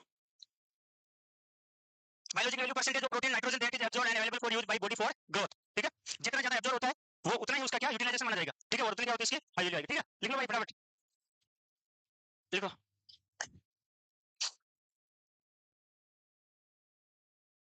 तो complete protein, reference protein, highest NPU value, तीनों में एक ही आंसर होगा, विटामिन सी और कार्बोहाइड्रेट एब्सेंट बोल सकते हैं, चारों का एक ही आंसर होगा, एक, ठीक है, लिख लिया होगा अब तो, ठीक है। और यार दो लाइन थी, दो चार लाइन तो भी इतना टाइम है, लिखो भाई लिखो। अब तो आपकी स्पीड तो मैंने बढ़ा सकता ना, कितने परसेंट होती है नाइट्रोजन एनवायरमेंट में, 78, जब वापस सांस छोड़ोगे तो भी कितनी आएगी, क्वेश्चन आ चुका है, ठीक है ना, कि ले रहे हो सांस में इंस्पिरेशन कितनी जा रही है 78% नाइट्रोजन, एक्सपिरेशन में भी कितनी आएगी 78%, ठीक है, बट लेवल चेंज होता है किसका, CO2 का और O2 का, ठीक है, सीधा बीएचपी ने पूछा था ये क्वेश्चन, ठीक है। हाँ भैया नेक्स्ट देखो, एन एक एवरेज 60 ग्राम, लगभग अंडा का जो वेट माना जाता है वो 60 ग्राम माना जाता है, ठीक है, और यूट्रस का वेट कितना होता है नॉन परमानेंट में, है इसके आसपास होता है क्या, तो ये 60 ग्राम तो लिखा है, अरे आपको क्या लग दिख रहा है, यहाँ कितना लिखा है, एक यूट्रस का नॉन कोइंसिडेंट 60 ग्राम, तो मैं क्या कह सकता हूँ, लगभग एक अंडे के इक्वल। तो कभी बोलोगे इस बात को, ठीक है ना, क्योंकि क्वेश्चन तो दोनों आते हैं, इससे ज्यादा वो आता है वेट का, इसका तो अंडे का वेट तो वो पूछेगा नहीं, लेकिन यूट्रस का वेट जरूर पूछते हैं नॉन प्रेग्नेंट में, और वो आपको याद भी रहना चाहिए। तो अप्रोक्सीमेटली 60 65 बोल सकते हैं, 65 ग्राम क्या होता है नॉन प्रेग्नेंट में यूट्रस का वेट होता है, यानी एक अंडे के समान लगभग। ठीक है, ये बातें क्यों बतानी पड़ती है, याद रखने के लिए, याद तो रखनी पड़ेगी चीज तो, क्योंकि क्वेश्चन आएगा, याद कैसे रखो आपके ऊपर डिपेंड है भाई, मैं तो ऐसे रखता था। ठीक है, हाँ स्टैंड पार्ट कोई रूल नहीं है कि मैं मेरे हिसाब से, मैं मेरी भाषा में मेरे हिसाब से किसी भी उस वर्ड को चेंज कर लेता हूँ, ठीक है, लेकिन वो याद हो जाता है मेरे, यस, और उसे क्वेश्चन भी सही हो जाता है। तो आपने वही तो करना है, वो ये थोड़ी पूछेगा क्वेश्चन सही कैसे करके आया, वो तो अपनी अपन समझे कैसे, वो तो अपना है ना यार, लेकिन याद होना चाहिए, समझ में आना चाहिए। ठीक है, तो कंसेप्ट अपने आप ही डेवलप हो जाता है। ठीक है, तो 60 ग्राम आया है, लेकिन अपन क्वेश्चन जो आता है उसको कैसे छोड़ सकते हैं यार, तो 60 ग्राम यूट्रस का वेट आता है, तो वो तो अपने को याद होना चाहिए। तो इसमें 6 ग्राम प्रोटीन होती है, 6 ग्राम फैट होता है, 30 mg कैल्शियम होता है, और कैल्शियम की बात आ गई तो इस बार क्वेश्चन आ चुका है एसआईसी में, ठीक है ना, आ चुका है कैल्शियम, आपको क्वेश्चन याद है या नहीं, पेपर दिया है, लेकिन मेरे को याद है क्वेश्चन कौन सा है। अब तो मानो कि पहले तो बता रहा था, तो पता नहीं आपको वीडियो हो रहा था नहीं हो रहा था, लेकिन अभी 2 दिन पहले पेपर बाहर आते ही मैं तुरंत बोल रहा हूं, ये क्वेश्चन आया था, पूछा था लैक्टेशन और प्रेगनेंसी में daily requirement of the calcium, normal होता है प्रेगनेंसी में 1000 mg, लैक्टेशन में 1200 mg होता है, बट उसमें ऐसा कोई ऑप्शन नहीं था, 1 ग्राम से 1500 ग्राम का ऑप्शन था, या 1 ग्राम टू 1.5 ग्राम, ठीक है ना, तो क्वेश्चन तो यहाँ से आता है। ठीक है, आयरन भी होता है अंडे में 1.5 mg, और 250 mg कोलेस्ट्रॉल भी होता है अंडे में, तो ये लिख लो एक बार, ये राइट डाउन कर लो, कि लोग एनर्जी भी मिलती है, ठीक है, अंडे में एनर्जी भी मिली। अब आपने क्या लिखा था, एब्सेंट क्या होता है, vitamin C and carbohydrate, but फिर भी एनर्जी मिल रही है, किसकी वजह से, फेट आया क्या कहीं पे, इसकी वजह से। ठीक है, तो कैल्शियम तो बहुत इंपॉर्टेंट है भाई, चलो आप ये लिखो तो एक्स्ट्रा बातें हैं, चाहे लिखो तो मत आप, लेकिन एक बार दिमाग में से जरूर निकाल देना, कैल्शियम का डायरेक्ट आपको ब्लड सीरम लेवल याद होना चाहिए, 8.5 से 10.5 mg पर डेसीलीटर, ये क्लोटिंग फैक्टर होता है नंबर 4, यानी ब्लड क्लोटिंग में ये काम करता है। ठीक है, इसके बाद में कैल्शियम की कमी से क्या होता है, टिटेनी, जिसमें 24 की और क्या 24 की और ट्राउजी साइन देखने को मिलते हैं। ठीक है, और इसी के साथ में अगर बात करें daily requirement of the calcium अडेट का पूछा जाता है, 500 mg डेली, प्रेगनेंसी में 1000 mg डेली, लैक्टेशन में 1200 mg डेली। ठीक है, ये इतनी चीजें कैल्शियम की, कैल्शियम काम में आता है एंटीडोट के रूप में, मैग्नीशियम सल्फेट की जब क्या हो जाती है टॉक्सिसिटी, तो एंटीडोट कैल्शियम ग्लूकोनेट, यानी उसमें मेन क्या है, कैल्शियम है। ठीक है, अभी चाहे लिखो मत आप, क्योंकि कहीं ना कहीं लिख तो रखा आपने, लिखेगा ना, लेकिन कम से कम इंपॉर्टेंट चीज है इसलिए पूछ जाते हैं, ये लिख लो, लिख लिया, making it reference protein best amount process में बेस्ट ये होती है 70 किलो कैलोरी, और किससे मिलती है भाई इसके आसपास एनर्जी, जो आपसे पूछा जाता है, मिल्क, ब्रेस्ट मिल्क। ठीक है, उससे कितनी 67 किलो कैलोरी एनर्जी मिलती है, बट कितने से, 100 ml से। अब पूरे दिन में बच्चा पी रहा है, उससे क्या टोटल उतनी मिलेगी, नहीं, वो कितने की होती है 100 ml, अगर वुमन का मिल्क है, ब्रेस्ट मिल्क बोल रहे हैं, ठीक है, मेरे को और किसका होगा, ठीक है, तो 100 ml ब्रेस्ट मिल्क से 67 किलो कैलोरी एनर्जी मिलती है। ठीक है, तो लगभग अंडे से भी कितनी मिलती है, एक अंडे से, और वो 100 ml से मिलती है। ठीक है, लिख लिया, लिखो जल्दी लिखो, हाँ बिल्कुल रजनी सही बताया आपने, इलास्टिक फाइबर को येलो फाइबर बोलते हैं, देखो उन्होंने बता दिया, हाँ क्या हुआ, अरे कुछ लग रहा है गड़बड़, सही है, 70 किलो कैलोरी मिल रही है एक अंडे से, और 67 किलो कैलोरी मिलती है पर 100 ml मिल्क से। ठीक है, अब आज क्या मिल्क से, तो वुमन से 66 मान लो, 68 का डिफरेंस है, देखो मैं बताऊं, बाकी सभी, हाँ सही है, बाकी सभी किसमें ज्यादा होता है, काउ मिल्क में, एक्सेप्शन कार्बोहाइड्रेट। ठीक है ना, तो उसे 68 मान लो, उसे 67, ये था क्या बोलते हैं, छोटी सी बात, एक का डिफरेंस होता है 1 किलो कैलोरी पर 100 ml में, तो वो ह्यूमन मिल्क में ज्यादा होता है कंपैरिजन टू काउ मिल्क, और ये किसकी वजह से होता है, लैक्टोज बता दिया था शायद मैंने, आपको याद है, लैक्टोज बताया था कार्बोहाइड्रेट, तो लैक्टोज ह्यूमन मिल्क में ज्यादा होता है कंपैरिजन टू काउ मिल्क। ठीक है, तो फिर क्या छोटी छोटी बातों को लेके है, ये तो कैसे सुधार लेते हैं यार, मेरे को बता दो तो फिर मेरे थोड़ी उम्मीद और कम होती है, छोटी छोटी बातों, क्योंकि आपसे बहुत ज्यादा उम्मीद लेके चल रहे हैं, सही नहीं होती है, छोटा सा करेक्शन तो आप कर लिया करो, क्योंकि मेरे को याद है लैक्टोज में अपन ने पढ़ा था स्पेशली में, कि ब्रेस्ट मिल्क में ह्यूमन में ज्यादा होता है लैक्टोज कंपैरिजन टू, तो वहां 1 किलो कैलोरी एनर्जी भी ज्यादा मिलती है इसमें। ठीक है, ठीक है, लिख लिया भाई, एक इज पूरा source of vitamin C and carbohydrate, ये तो अपने ऊपर लिख दिया, सीधा क्वेश्चन आता है डायरेक्ट यहाँ से। ठीक है, ये भी लिख लो, लेकिन आयरन होता है, लेकिन आयरन होता है ये रहा, और आयरन लेक किसमें होता है, किसमें होती है, ब्रेस्ट मिल्क में, ये भी याद रखना। और अपने इंडिया में ज्यादातर पूछा गया क्वेश्चन है, प्रेग्नेंट महिलाओं में आयरन डिफिशिएंसी एनीमिया होता है, उसका मेन कारण क्या माना जाता है डाइटरी हैबिट्स, और डाइटरी हैबिट्स की बात करें तो चाय, क्योंकि चाय क्या करती है, आयरन के अवशोषण को रोकती है, कम करती है, ये आ रहा है क्वेश्चन। ठीक है ना, तो इंडिया के अंदर मेन पूछे तो डाइटरी हैबिट्स मेन कारण बनता है आयरन डिफिशिएंसी एनीमिया होने का। ठीक है, तो स्पेशली हाँ लिख लो, लिख लिया, हाँ ये लिख लो आप, चार्ट सार ने, इसमें देखो अलग अलग प्रोटीन है, उनका फंक्शन है, ठीक है ना, और प्रोटीन का नाम है, फंक्शन है, और अपन कह सकते हैं क्लासिफिकेशन भी based on the function. Yes, तो सबसे पहले देखो स्ट्रक्चर प्रोटीन कौन सी होती है, कोलेजन और केराटिन, ये दोनों स्ट्रक्चर में हेल्प करती है, जो मेनली पाई जाती है बोन एंड हेयर। नेक्स्ट है एंजाइमेटिक प्रोटीन्स, जिसमें आता है अपना पेप्सिन, और पेप्सिन कौन सी फॉर्म है, इनएक्टिव, कहाँ पाया जाता है पेप्सिन? पेप्सिन देखो स्टोमक में एक सेल होती है, कौन सी है? चिप सेल, जो किसका सिक्रेशन करती है? पेप्सिनोजन का, ठीक है। तो स्टोमक में चिप सेल होती है, वो पेप्सिनोजन का क्या करती है? सिक्रेशन करती है। इस पेप्सिनोजन को हाइड्रोक्लोरिक एसिड जो एक पेराइटल सेल होती है वो सिक्रेट करती है, और ये किसमें कन्वर्ट कर देती है? एक्टिव फॉर्म यानी पेप्सिन में, दिस वन, ठीक है। तो ये वो वाला पेप्सिन है। तो ये अब पेप्सिन किसका काम करेगा? एंजाइम का काम करेगा, और एंजाइम का काम करेगा किसका? डाइजेशन करेगा प्रोटीन का। जो भी अपन खाने में प्रोटीन ले रहे हैं उस प्रोटीन का डाइजेशन किसके द्वारा स्टार्ट हो जाएगा? पेप्सिन के द्वारा, स्टोमक में। तो क्वेश्चन डाला था मैंने कि प्रोटीन का डाइजेशन कहां से स्टार्ट होता है, आया था ना मैथ्स वाले में? हाँ, तो प्रोटीन का कहां से होता है? स्टोमक से। पेट का डाइजेशन कहां से स्टार्ट होता है? बहुत बढ़िया, पेट का माउथ से है, उसका भी स्टोमक से हो जाता है क्या? नहीं होता, स्मॉल इंटेस्टाइन से, पता है ना? हाँ, तो देख लिया करो, ठीक है। तो देखो कार्बोहाइड्रेट का कहां से स्टार्ट हो जाता है? माउथ से। प्रोटीन का स्टोमक से, क्योंकि ये कहां बन रहा है? स्टोमक में बन रहा है। पेट का होता है स्मॉल इंटेस्टाइन, वहां क्या आता है? लाइपेज एंजाइम आता है, कहां से? पेनक्रियास से, पेनक्रियाटिक जूस के थ्रू, तो वो तो स्टार्ट करेगा। उससे पहले तो पॉसिबल नहीं है। तो स्टोमक में कोई ऐसा एंजाइम नहीं होता जो पेट का डाइजेशन करे, प्रोटीन का होता है, क्योंकि क्या पाया जाता है? पेप्सिन पाया जाता है, ठीक है। क्वेश्चन था और उसमें भी मैंने थोड़ी ज्यादा घुमा फिरा कर दी थी। माइटोज दे भी रखा था मैंने, जबकि माइटोज का डाइजेशन कहां से स्टार्ट होता है? स्मॉल इंटेस्टाइन से। स्टार्च का डाइजेशन कहां से होता है? माउथ से। तो स्टार्च किसमें होता है पहले? माइटोज में। तो कार्बोहाइड्रेट स्टार्च भी, तो अगर आपसे पूछे कार्बोहाइड्रेट का डाइजेशन, तो माउथ सही है, लेकिन अगर मैं बोलूं माइटोज का होता है क्या? नहीं होता। स्टार्च से माइटोज बना है अभी, तो वो पहुंच रहा है स्मॉल इंटेस्टाइन में, वहां माइटेज एंजाइम आएगा तब उसका डाइजेशन होगा ना। हाँ, नहीं, किसने बोला नहीं होता? लिपिड का डाइजेशन माउथ से स्टार्ट नहीं होता। कौन सा एंजाइम बताओ? लाइपेज नहीं, लाइपेज सुनो, सेलाइव लाइपेज नहीं होता, एमाइलेज होता है। कैसे कह दिया? सेलाइव में क्या होता है? एमाइलेज। अगर ये सलाइवा से सिक्रेट हो रहा तो अपन सलाइवा एमाइलेज बोलते हैं, अगर ये पेनक्रियास से सिक्रेट हो रहा तो अपन क्या बोलते हैं? पेनक्रियाटिक एमाइलेज, ठीक है। ठीक है ना? तो आपको थोड़ा पुराना पड़ गया, दोबारा एक बार पढ़ लेना, ठीक है। तो सलाइवा एमाइलेज का बोलते हैं जब सलाइवा से सिक्रेट होता है, पेनक्रियाटिक एमाइलेज का बोलते हैं जब पेनक्रियास से होता है। और एमाइलेज का मेन काम ही क्या होता है? कार्बोहाइड्रेट का डाइजेशन करना। तो अगर ये सलाइवा से हो रहा तो ये सलाइवा एमाइलेज होगा, अगर ये पेनक्रियास से आ रहा तो उसको अपन पेनक्रियाटिक एमाइलेज। लाइपेज तो एकमात्र अपनी बॉडी में पेनक्रियास से रिलीज होता है, यस, ठीक है, श्योर 100%, ठीक है। तो हमेशा कार्बोहाइड्रेट का मौत से हो जाता है इसके द्वारा। तो ये भी किसका करता है? स्टार्च टू माइटोज, ठीक है ना। टाल टाल नहीं पड़ेगा, पेनक्रियास से टाल 3 एंजाइम होते हैं, ट्रिप्सिन, एमाइलेज एंड लाइपेज, ठीक है। कोई आगे करेक्शन करना हो जाता है आपको, ठीक है, पढ़ा हुआ होगा। कौन सा? Lingual, lingual lipase, lingual lipase का श्योर नहीं, लेकिन इसमें सलाइवा में तो नहीं होता है। एक बार देखना, पेट का वो है नहीं होता, फिर का डाइजेशन स्टोमक से, मैंने तो आज तक वो सॉरी माउथ से कहीं नहीं पढ़ा, ठीक है। स्टैंडर्ड से स्टैंडर्ड बुक देख लिए, ठीक है। तो एक बार आप और देखना है तो मेरे को भी बताना, ठीक है। बाकी नहीं होता। एमाइलेज करता है वो, कार्बोहाइड्रेट का करता है वो, सलाइवा भी अपने पाया जाता है, ठीक है। और नहीं स्टोमक में होता है, स्टोमक में भी नहीं होता पेट का, केवल स्मॉल इंटेस्टाइन में, ठीक है। तो ये अपना पेप्सिन हो गया, एमाइलेज हो गया, जो दो जगह से सिक्रेट होता है, याद रखना, कहां से? सलाइवा और पेनक्रियास। पेनक्रियास से 3 एंजाइम याद रखना, टाल, टालियन क्या होता है? लंबा, ठीक है। तो टाल से याद रख सकते हो। टी का मींस ट्रिप्सिन, ए का मींस एमाइलेज, और कौन सा एमाइलेज? पेनक्रियाटिक, और एल का मींस लाइपेज। अब क्वेश्चन क्या आता है कि बॉडी में कौन सा प्रोटीन का डाइजेशन करने वाला एंजाइम सबसे स्ट्रॉन्गेस्ट होता है? तो राइट आंसर होता है ट्रिप्सिन, यस, ट्रिप्सिन सबसे स्ट्रॉन्गेस्ट एंजाइम होता है जो हेल्प करता है डाइजेशन में। हार्मोन्स की बात करें तो इंसुलिन अभी बताया था थोड़ी देर पहले, किससे मिलकर बना होता है? एमिनो एसिडों से। और प्रोलेक्टिन हार्मोन, जिसको और क्या बोल सकते हैं भाई, क्या रोल होता है? मिल्क का प्रोडक्शन, लैक्टोजेनिक हार्मोन भी बोला जाता है, लैक्टोजेनिक से मिल्क का प्रोडक्शन करवाता है। तो प्रोलेक्टिन को क्या बोलते हैं? Milk production productive hormone. और ऑक्सीटोसिन इजैकुलेशन करवाता है, ठीक है। और रेगुलेट मेटाबॉलिज्म, मेटाबॉलिज्म को रेगुलेट करते हैं, इंसुलिन का मेन रोल होता है, ठीक है। नेक्स्ट है ट्रांसपोर्ट का काम हीमोग्लोबिन का होता है, और हीमोग्लोबिन किसको ट्रांसपोर्ट करता है? क्वेश्चन है, बहुत बढ़िया क्वेश्चन, शानदार क्वेश्चन है, सुनना मेरा क्वेश्चन है, हीमोग्लोबिन ट्रांसपोर्ट करता है या आरबीसी ट्रांसपोर्ट करती है ऑक्सीजन, कार्बन डाइऑक्साइड, बोथ। देख लो आपको क्या करना है, क्वेश्चन पूछा कार्बन डाइऑक्साइड और बोथ। अरे CO2 और O2 दोनों का क्या ट्रांसपोर्ट करते हैं आरबीसी हीमोग्लोबिन, यस।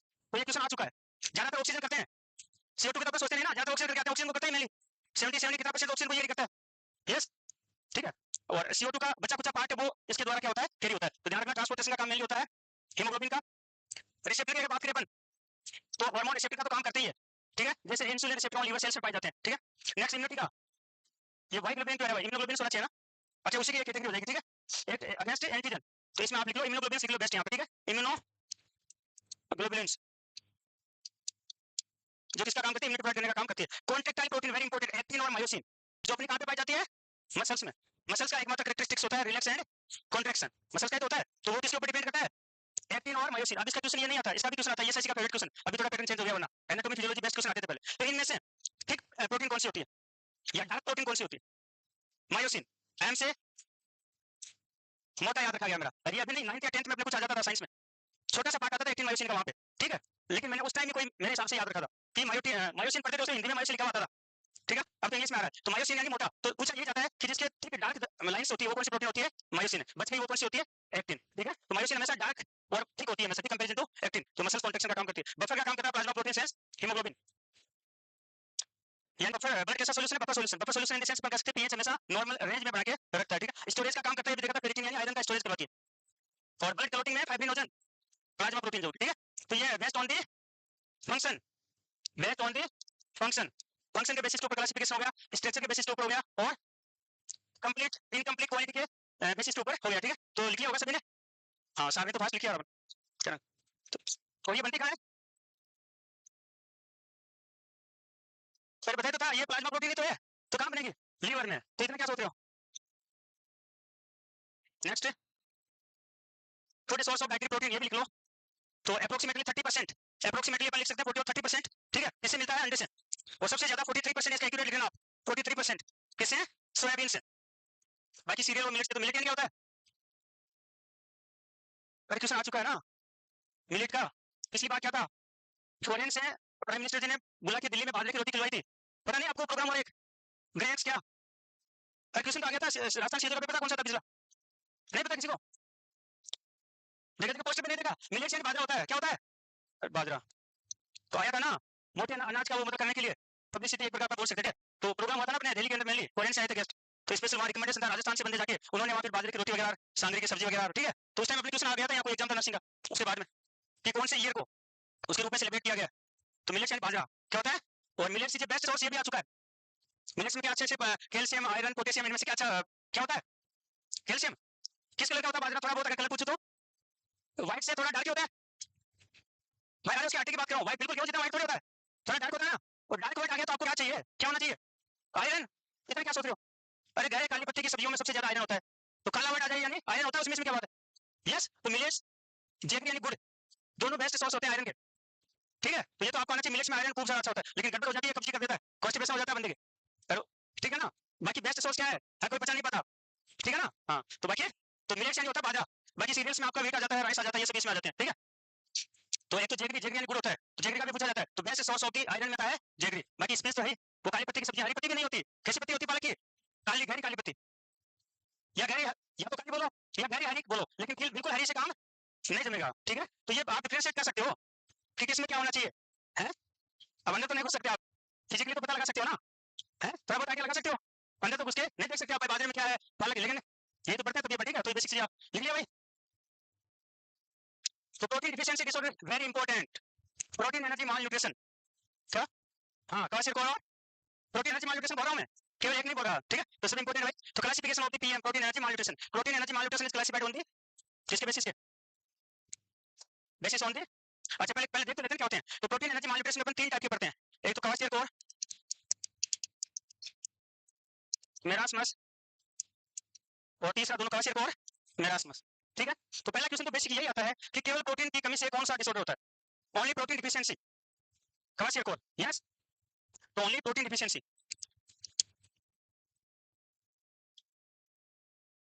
ठीक है, अब इसके बाद में मेरास्मस की बात करें तो मेनली ओनली एनर्जी और कैलोरी की डिफिशियंसी से होता है, और क्वासियर कोर, मेरास्मस दोनों की कमी से प्रोटीन प्लस कैलोरी। ठीक है, ये तो बेसिक एमसीक्यू आता है आपके। ठीक है, ये आपको पता होना चाहिए। अब अगर इसमें क्या हो रहा है, क्वासियर कोर केवल किसकी कमी से हो रहा है, प्रोटीन की कमी से हो रहा है, तो प्रोटीन में भी मेन प्रोटीन बॉडी में कौन सी है जो रिक्वायर्ड है, एल्बुमिन। ठीक है, तो एल्बुमिन की कमी हो रही है, तो क्या नहीं मेंटेन होगा, ऑनकोटिक प्रेशर भी मेंटेन नहीं होगा, तो पेशेंट में एक तो एडिमा देखने को मिलेगी। ठीक है, इसके अलावा अभी थोड़ी देर पहले अपने पढ़ा था कि स्ट्रक्चर की बात करें, स्ट्रक्चर प्रोटीन, तो किसमें किसमें पाई जाती है, बालों में, नाखूनों में, स्किन में क्या पाई जाती है, स्ट्रक्चर प्रोटीन। तो कहाँ कमी हो रही है, बॉडी में, तो बालों में जब प्रोटीन की कमी होगी तो बाल रंग बिरंगे हो जाएंगे। जैसे एक बाल है ना, इसके डंडी की तरह तीन चार रंग हो जाएंगे अलग अलग, जैसे डंडी के कलर होता है तो अपन बोल देते हैं फ्लेक्स साइन, क्या बोलते हैं, फ्लेक्स साइन, यस। ठीक है, अब अगर बात करें मेरास्मस की, तो मेरास्मस की बात करें तो ओनली किसकी कमी से हो रहा है, एनर्जी की कमी से। ठीक है, तो एनर्जी की कमी से हो रहा है, तो इसमें मेनली क्या हो जाती है, मसल वास्टिंग, और बिल्कुल दुबला पतला हो जाता है बंदा, और दुबले पतले को क्या बोलते हो, अपीयरेंस कैसी होगी, ओल्ड मैन अपीयरेंस। ठीक है, तो इसमें सीधा एमसीक्यू यही आता है, ओल्ड मैन, या उसका चेहरा हो जाएगा बंदर जैसा, मंकी लाइक फेस, क्या बोल सकते हैं, मंकी लाइक फेस। ठीक है, इसमें कैसे हो जाएगा, मून लाइक फेस, गोल मटोल, चांद सा मुखड़ा। ठीक है, ठीक है ना, तो इसमें और किसमें होता है मून लाइक, अरे एडिशन कुछ भी याद है क्या, थोड़ी बहुत होता है ना, हाँ, तो उसमें क्या हो जाता है, मोर लाइक वेस्ट, किसमें, कुशिंग में, ठीक है। ये किसकी वजह से होता है, abnormal distribution of the fat, तभी तो वहां बफे लॉन्ग होते हैं, फेट का डिस्ट्रीब्यूशन सही नहीं हो पाता। तो जहां जहां पे फेट को होना चाहिए, भगवान ने जगह बनाई फेट के लिए। अभी बैठे हो तो किसकी 6 8 घंटे 10 घंटे बैठ सकते हो एक जगह, तो ये शुक्र है फेट का, किसका शुक्र है, हाँ। तो जहां बनानी चाहिए, जहां पे बनाई है भगवान ने, वो सोच समझ के बनाई है ना। अरे होती है ना, बटक्स में, निपल्स में फेट तो वहीं जगह डिपॉजिट होती है, ठीक है। बट उसमें क्या होता है बंदे में, जिसमें कुछ हो जाती है, वहां जहां होनी चाहिए वहां तो नहीं होती, और अपने हिसाब से हो जाती है, यहाँ पे हो जाती है। तो जैसे ऐसे लगता है जैसे किसी भैंस का बना गर्दन, हाँ बफेलो हम बोलते हैं ना, बफेलो हम तो बोला, बफेलो भैंस होती है, हाँ। तो भैंस का थुआ बोलते हैं, हम थुआ, यस। तो जहां होनी चाहिए वहां पेट नहीं हो रही, ठीक है, हाँ। तो ये, और इसमें तो दोनों देखने को मिल सकते हैं एक साथ, ठीक है ना। तो चलो एक बार लिख लो। अच्छा डायरेक्ट क्लासिफिकेशन है, तो क्लासिफिकेशन आपको बेसिक थोड़ा बता देता हूँ। मेनली अपन माल न्यूट्रिशन का क्लासिफिकेशन लास्ट में देखेंगे। देखो माल न्यूट्रिशन का जो क्लासिफिकेशन पढ़ते हैं अपन, तो मेनली जो 3 बेसिस करते हैं, एक तो गोम्स क्लासिफिकेशन, ठीक है, एक Indian academy of paediatrics classification, और एक होता है डब्ल्यूएचओ का क्लासिफिकेशन, ठीक है। वैसे अपन पढ़ते हैं माल न्यूट्रिशन में, माल न्यूट्रिशन में फेट, प्रोटीन और प्रोटीन तीनों की आ जाती है, तीनों की आ जाती है ना। बट यहाँ अपन देख रहे हैं मेनली प्रोटीन में देखेंगे, ठीक है। तो गोम्स क्लासिफिकेशन हो गया, इंडियन अकेडमी पीडियाट्रिक्स हो गया, और डब्ल्यूएचओ क्लासिफिकेशन, और इस बार शायद आपके आया भी था ना, डब्ल्यूएचओ का आया था। इसमें 3 चीजें देखते हैं मेनली अपन, एक स्टेंटिंग देखते हैं, एक वास्टिंग देखते हैं, पहले अंडर क्या देखते हैं, अंडर, और एक देखते हैं वास्टिंग। ये तीनों चीजें इंपॉर्टेंट है। आया था ना इस बार, more than 3 less than 3 standard ऐसा कुछ था ना, 3 स्टैंडर्ड का था, हाँ ठीक है। वो तो सीवियर अंडर न्यूट्रिशन, ठीक है ना। तो देखो इसमें थोड़ी बेसिक चीजें हैं, तो मेरे हिसाब से देखो इसमें पेपर क्या होता है, weight for age, weight for height, height for age, ये चीजें आती है। तो बार बार क्या अपन, आप इसमें शायद कंफ्यूज होते होंगे, लेकिन मैंने तो मेरे हिसाब से इसका तोड़ निकाल लिया। मैं तो एक बार पढ़ लिया कभी नहीं बोल सकता, यस। और मैं चाहता हूँ आपको भी मैं बता दूं जो मैंने निकाला मेरे हिसाब से तोड़, यस। तो एक स्टाइडोमीटर पढ़ते हो क्या,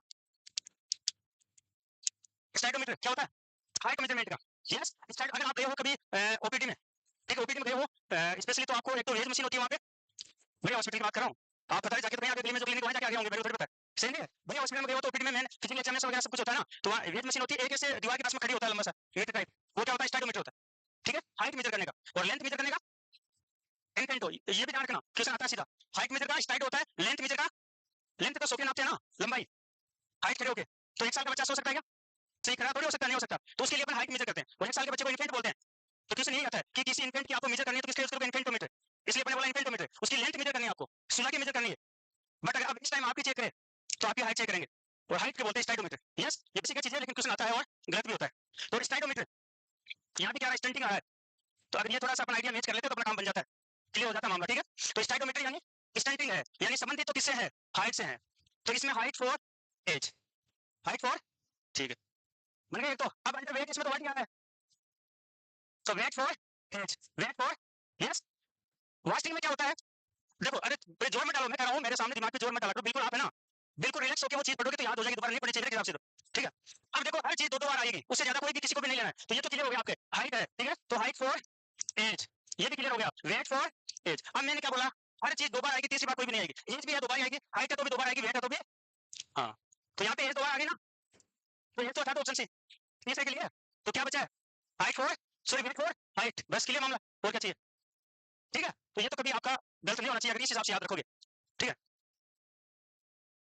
ठीक है ना। चलो एक बार तो ये आराम कर लेना, नोट कर लेना भाई, ये मेरे खुद की दिमाग की उपज ही है, ठीक है। मैं खुद बना लेता हूँ जो मेरे को अच्छा लगे ना भाई, मेरी तो चीज क्लियर होनी चाहिए दोबारा, ठीक है। बार बार कब पता नहीं आपका पूछ लो मेरे से, तो या तो बार बार रिवीजन करो, तो मैं चाहता नहीं, तो मैं चाहता हूँ एक बार उसका शॉर्टकट देख लूं मैं, हाँ भाई लिखा हो है, क्या बोला, अच्छा चलो लिख लो एक बार, ये लिख लो। अब गोम्स का क्लासिफिकेशन अपन देख लेते हैं सबसे पहले, ये भी नोट सेट में पूछा गया, कौन से में, 04 में गोम्स क्लासिफिकेशन का डायरेक्ट क्वेश्चन आया था, ठीक है ना। तो गोम्स का अपन देख लेते हैं पहले, गोम्स का और आईएपी का लगभग सेम है, थोड़ा सा 90 और 80 का फर्क है, मतलब डाटा की रेंज का फर्क है, बाकी सब उसमें ग्रेड एक एक्स्ट्रा हो जाएगी, उसमें 4 ग्रेड होती है, इसमें 3 ग्रेड होती है बस, ठीक है। तो ये लिख लो पहले, फॉर्मूला लिख लो सबसे पहले, गोम्स क्लासिफिकेशन का फॉर्मूला लिख लो सबसे पहले, ठीक है। तो देखो वेट फॉर चाइल्ड, जिस बच्चे का अपन मेजर कर रहे हैं उसका तो ऊपर आएगा, और एवरेज उतनी उम्र के लिए कितना उसका होना चाहिए वो किसमें आ जाएगा, नीचे आ जाएगा, मल्टीप्लाई करना है 100 से, और अगर ये 90 से अबव है तो नॉर्मल माना जाता है, ठीक है। तो उसके बाद में ग्रेड फर्स्ट सेकंड और थर्ड, 76 से 90 तक कितना आ जाएगा ग्रेड फर्स्ट में, ठीक है, और 50 से 76 तक ग्रेड सेकंड में, और लेस देन 50 आ जाएगा ग्रेड थर्ड में, ठीक है बस। तो ये गोम्स का इंपॉर्टेंट है, ज्यादा बड़ी चीज है नहीं, चाहे तो आपको पी में पूछे और आपको मालन्यूट्रिशन आ जाए तो छोड़ के आ जाओगे नहीं, उसी का भी यही है, दोनों जगह अपन यूज करते हैं, ठीक है। तो ये लिख लो पहले फॉर्मूला, और स्टंटिंग अंडरवेट वास्टिंग क्लियर हो जाना चाहिए सभी के भाई मामला, ठीक है, कभी पूछे चाहिए। स्टाइडोमेट्री याद रखना है स्टार्टिंग के लिए, तो हाइट फॉर एज, सेकंड में अंडरवेट आ रहा है तो कोई दिक्कत नहीं है, वेट फॉर एज, और हर डाटा 2 बार ही आया, तीसरी बार नहीं आना चाहिए। तो तीसरे में क्या बचा, हाइट और वेट बचा, तो तीसरे में आ जाएंगे, ठीक है।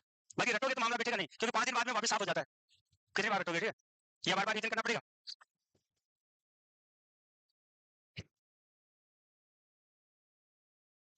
लिख लिया। अब देखो बेंस जॉन्स प्रोटीन की अपन बात कर रहे थे स्टार्टिंग में, ठीक है, क्योंकि अपन क्या पढ़े प्रोटीन, तो चलो एक वर्ड आएगा अभी, इसलिए मैं आपको बता देता हूँ। प्रोटीन में बेंस जॉन प्रोटीन्स, तो मल्टीपल माइलोमा, ठीक है, चलो ये लिख लो भी रहेगा। हालांकि मैं एड और करना चाह रहा था, लेकिन इसी स्लाइड पे एड हो गई, तो आप चलो लिख लो यहाँ, इंपॉर्टेंट इसलिए। बेंस जॉन्स प्रोटीन किसमें देखते हैं, मल्टीपल माइलोमा में इंक्रीज होती है।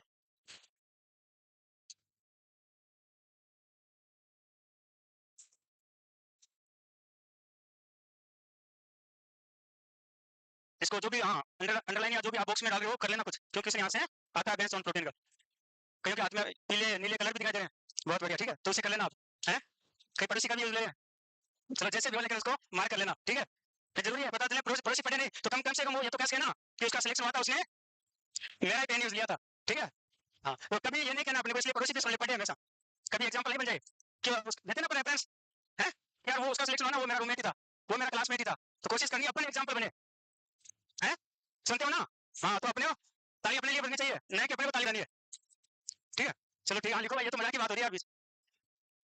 वेट फॉर एज इज लिखो, मोर देन 90 है तो उसको नॉर्मल में कंसीडर करेंगे, 76 से 90 है तो उसको ग्रेड फर्स्ट में कंसीडर करेंगे, और अगर 61 से 75 है तो ग्रेड सेकंड, और लेस देन 60 और इक्वल 60 है तो उसको ग्रेड थर्ड में, ठीक है। पीपी वाला उसमें आ जाएगा, ग्रेड फोर्थ किसमें आ जाएगा, आईएपी में। तो ये करेक्शन कर लो, राइट डाउन कर लो।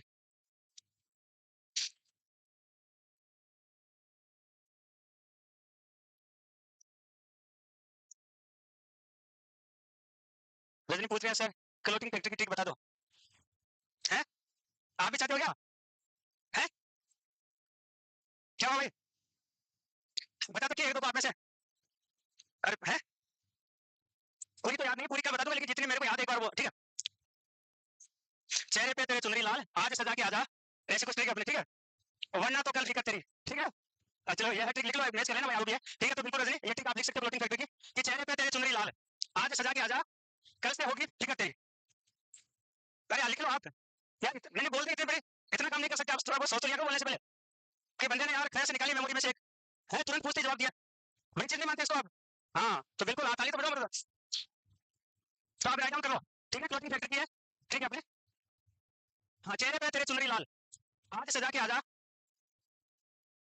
कल से फिर होगी फिकर तेरी। यस, इसको थोड़ा मैच कर लेना आप उसमें, ठीक है ना, मैच कर लेना, हो जाएगी।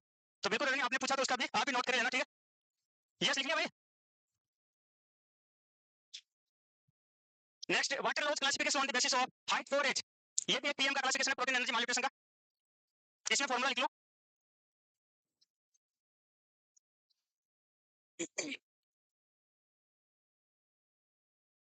तो height for age percentage equal to है, देखो ये लिखे फिर इक्वल टू, ठीक है ना, फिर लिखना हाइट फॉर चाइल्ड और height for normal child of same age multiply by 100,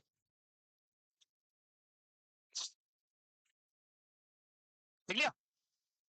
short में क्लियर करो ना, हाइट को पूरा लिखते हो क्या, ऐसे क्लियर करो, आप भी तो पढ़ने वाले हो, आपके नोट्स का दूसरा थोड़ी पड़ेगा, नहीं पड़ेगा, तो आपको पता होगा ना क्या लिख रहे हो, है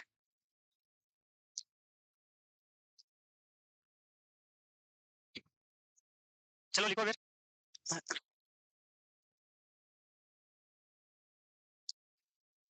लिखिए भाई। नेक्स्ट, अरे यार देखो अब आप ही लेट हो रहे हो, ठीक है। अच्छा रजनी बगोरिया भी बोल रहे हैं, हाँ जी सर बता दो, ठीक बिल्कुल बता दो जी, ठीक है भाई लिख लिया, चले आगे। तो if height for age is more than 95% है तो उसको नॉर्मल कंसीडर करेंगे, अगर 90 से 95 के बीच में फॉल हो रही है तो उसको माइल्ड माल न्यूट्रिशन में कंसीडर करेंगे, 85 टू 90% में आ रही है तो उसको मॉडरेट माल न्यूट्रिशन में कंसीडर करेंगे, और अगर लेस देन 85 है तो उसको सीवियर माल न्यूट्रिशन में कंसीडर करेंगे, ठीक है। तो उसको अपन सीवियर माल न्यूट्रिशन में कंसीडर करेंगे, तो ये लिख लो अपन वाटर लॉस क्लास, और कहीं और बताता क्या वाटर लॉ का, वाटर लॉ स्केल या वाटर स्लो, पता है, बताया मैं, बताया क्या, अरे कहीं तो एक बंदा तो होगा जो हाँ बोल के है मेरे साथ, अरे बेट्स का पढ़ा था, नहीं बताया, बताया था ना, हाँ ब्रेडिंग स्केल, और क्या क्या बताया था, वाटर लॉ स्केल है, और नॉर्टन स्केल, बताया तीन चीजें, हाँ तो फिर क्यों मना कर रहे हो, मैंने बताया, मेरे को बोर्ड नहीं बताया है, कोई बात नहीं, रीजन शुरू रखो साथ साथ, ठीक है ना, रीजन स्टार्ट करना, लिखो भाई।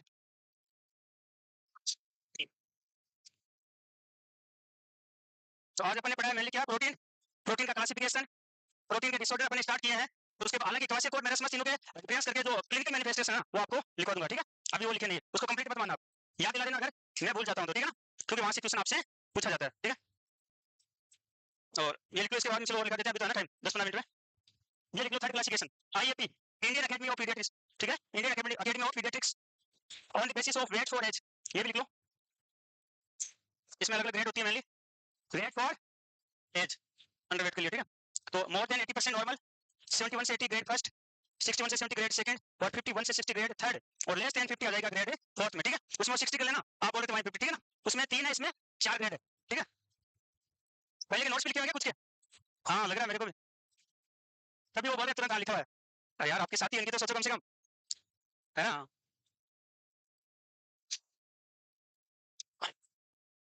फिर भी देखो, अगर बैठे हो तो लिख लिया करो, क्योंकि कुछ चीजें देखने से याद होती है, स्पेशली शक्ल याद नहीं होती है देखने से, और बहुत ही ज्यादा याद हो जाती है तो पूरी याद चलती है दिमाग में। तो कुछ चीजें देखने से याद होती है, कुछ पढ़ने से याद होती है, और कुछ लिखने से भी याद होती है। तो जिनके लिखे हुए हैं ना वो भी कोशिश करें लिखे मेरा चेहरा देखने के बजाय। भाई और क्या करते हो, साथ वाले तो लिख रहे हैं, या तो मेरे को देख रहे हैं, बोर्ड को देख रहे हैं, तो बीच में लिख लो आप, कुछ तो याद होगा एक्स्ट्रा, गारंटी मेरी बात, लिखोगे ना तो कुछ एक्स्ट्रा याद होगा, पक्की बात है,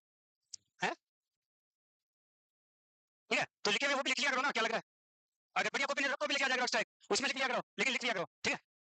अच्छा हाँ हाँ, उस आपकी, अच्छा आपके पेपर पर लिखे हैं? हाँ, अच्छा मैच करके लिख रहे हो पूरे, हाँ ठीक है, बढ़िया नोट्स बनाया करो, क्योंकि आपको पढ़ने, कभी ये सोच के मत पढ़ाना कि यार मेरे को जूनियर आने वाले हैं वो पढ़ लेंगे, पहले अपना सोचो कि मेरे को पढ़ने हैं और मेरे को सिलेक्शन लेना है, ठीक है, हाँ ये सोच के बनाओ।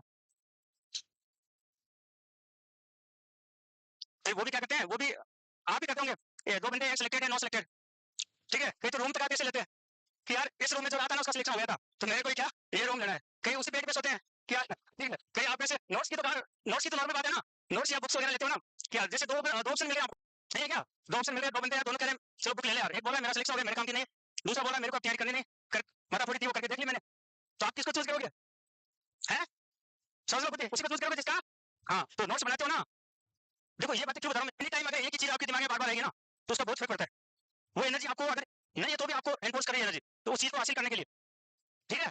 तो सोचो तो उसके बारे में सोचो ना, तो नोट्स लिख रहे हो तो भी ये सोचो कि कल को मैं उस एग्जाम्पल में नहीं आ जाऊं कि यार ये नोट तो उसके है जिसका नहीं हुआ, आपको उसमें आना है कि ये नोट शामिल लूंगा, ये आगे होकर पूछेगा आपके, ठीक है। तो बातें छोटी छोटी करने को, लेकिन अपन ह्यूमन बीइंग है, ठीक है, और ह्यूमन बीइंग किसका है, थॉट, सोच का खजाना, और क्या है, तो सोच ही तो आदमी को प्रभावित करती है, ठीक है ना, तो थोड़ी थोड़ी बातें ऐसे पॉजिटिव सोचोगे ना, ठीक है, तो ये हिट होती जाएगी, और आपको फिर कि एम्स के अलावा मेरे को कुछ नहीं चाहिए, और जिस दिन ये आपकी हो जाएगी, ठीक है, हाँ बहुत बढ़िया, जिस दिन आपके दिमाग से और दिल से ये बात निकलना शुरू हो जाएगी ना कि मेरे को एम्स के अलावा कुछ नहीं चाहिए यार, ठीक है, तो उस दिन आप सक्सेस हो ऐसे मानो, पेपर तो बाद में निकलता रहेगा, लेकिन जिस दिन आपके अगर दिल और दिमाग दोनों में ये बात आ जाती है ना कि मेरे को वो चीज लेनी है बस, है, ये बात है, तो ये बनाई पड़ती है, हाँ बहुत बढ़िया, ठीक है ठीक है, चलो ठीक है, आप परेशान हो गए लिख रहे हैं ज्यादा, ठीक है, ये लिख लिया क्या, चलो ये तो लिख लो फिर, हाँ सुनो ये लिख लो एक बार, ठीक है, अरे इतनी एनर्जी मैंने दी है तो उसका कुछ तो यूज करो यार, आप तो ताली बजा के निकाल रहे हो, सही नहीं क्या, मैंने इतनी एनर्जी आपको देने की कोशिश की है तो केवल ताली बजा के भरपूर कर रहे हो आप, तो पहले था ना, तो ये लिख लो कम से कम, वेलकम टेस्ट क्लासिफिकेशन, ठीक है, on the basis of weight for age and presence of oedema, ये लिख लो, क्या हुआ, ब्रेक में डाल ली, ठीक है लिख लो, ठीक है,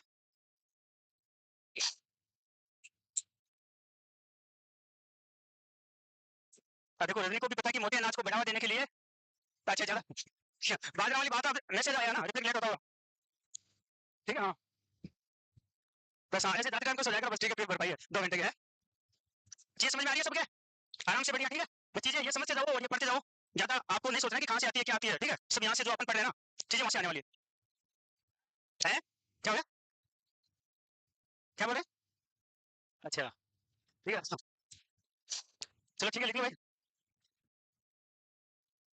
तो इसमें मेनली अपन एडिमा प्रेजेंट या एब्सेंट के बेसिस के ऊपर बताते हैं, ठीक है, तो वैसे कोड में तो क्या होती है, प्रेजेंट होती है, क्योंकि किसकी कमी से होती है, और चलो ये एक आमिर खान की मूवी आई थी ना पीके, तो पी यानी प्रोटीन, के यानी याद रखना क्या अपना, आई थी बस, काम में अपने यहाँ ले ली, ठीक है, हाँ तो पीके यानी, पी यानी प्रोटीन, के यानी, तो अब मेरा समझ किससे होता है, अपने आप ही बच गया, कैलोरीज की कमी से, अरे मैंने ऐसे नहीं बताया भाई, क्वेश्चन आता है कि प्रोटीन की कमी से तो कवासी कोर, तो याद कैसे रखोगे, पीके से, यस, पी से प्रोटीन तो बचा क्या, कवासी कोर बचा क्या, मेरा समझ जो किसी कमी से होता है, एनर्जी की कमी से, कैलोरी की कमी से, ठीक है, तो पी के लिख लेना, ठीक है। ओके, थैंक यू सभी को, थैंक